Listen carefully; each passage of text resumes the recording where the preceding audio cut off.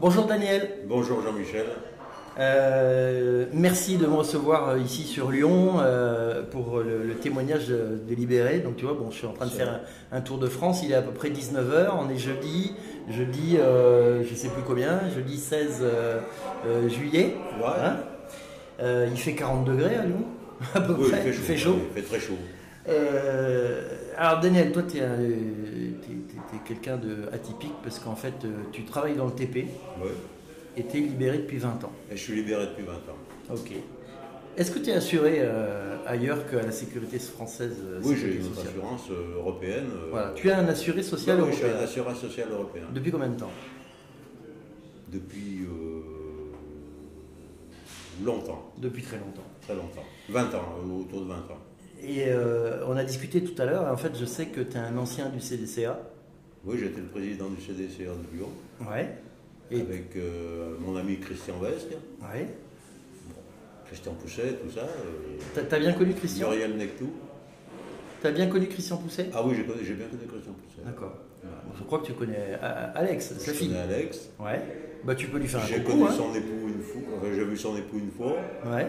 Sébastien. Bon, Sébastien. Bon, tu peux leur faire un petit coucou.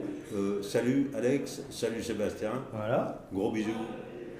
Bon, ton histoire en fait. Au niveau du CDCA, à l'époque, vous alliez au charbon. Eh bien, lorsque j'ai commencé au CDCA, on était 3-4.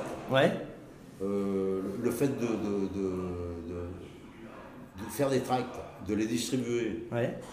De se battre contre ces caisses là, ouais. chez les huissiers, de partout où on pouvait aller. Ouais.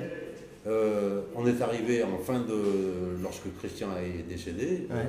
On était quand même 1500. Ouais. Ici au niveau de Lyon. Au niveau de Lyon, ouais. D'accord. On partait au charbon avec des fois 4-5 heures.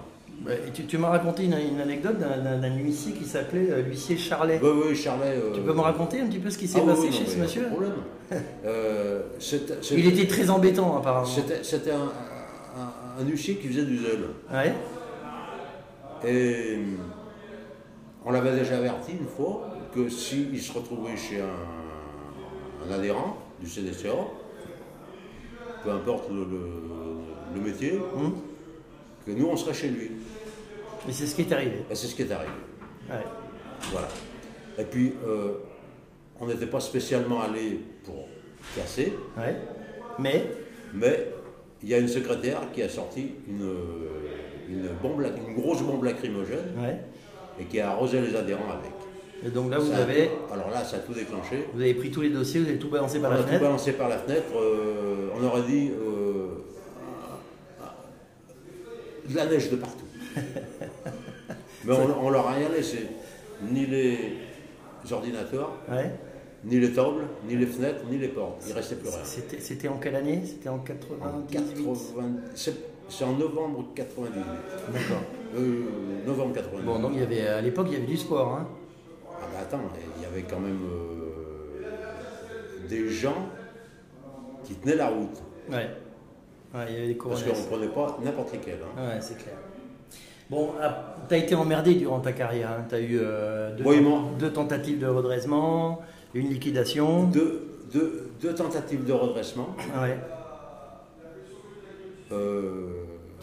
Je pourrais pas expliquer ça. Non, mais c'est pas très grave. Qui n'ont abouti à rien. Ouais.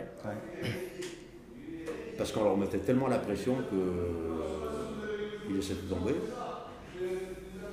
Et le troisième coup, quand Christian est décédé, j'ai renoncé au CDCA.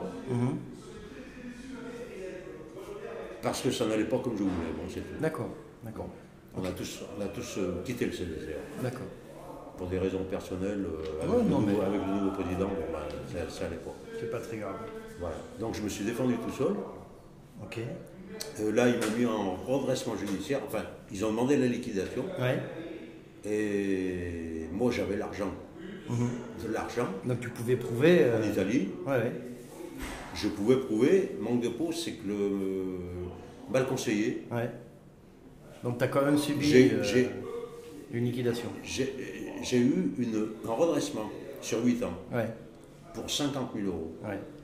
Et de là, j'ai continué à payer donc, le redressement, mais j'arrête. En même temps, je ne payais plus mes cotisations nouvelles. D'accord. Ce qui fait que pendant 8 ans, je n'ai plus payé des cotisations. Les nouvelles cotisations. Ce qui explique que tu es libéré depuis des années. Avec le mandataire, ça s'est bien passé, Ouais. puisque c'était un gars qui était assez humain. Il a compris Ça existe. que ça existait. Ouais. Les monopoles étaient tombés, donc il n'a rien dit du tout. Ouais. Et puis en plus, j'y suis allé avec mon ami Bernard Ray, chez lui. Je connaissais bien. Ouais. C'est une personne qui était de l'ADECA, donc le président de l'ADECA. Ouais. Je pense qu'il a compris qu'il ne fallait même pas qu'il insiste plus. Comme quoi, quand on se défend. Voilà, hein, exactement. Bon, et je te garantis que je n'ai jamais été embêté. D'accord. Bon, écoute, Daniel, toi qui as eu la force de te battre au CDCA et qui aujourd'hui continue. Et à 67 ans, je me bats encore avec vous. Ben, c'est bien.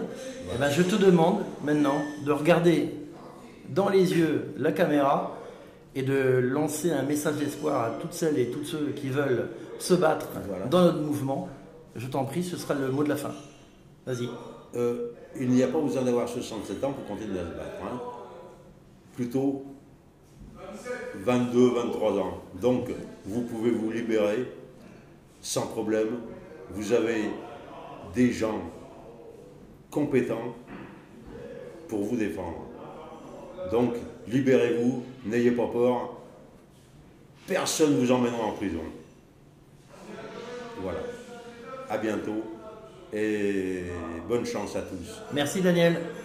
À bientôt. Merci bien Jean-Michel.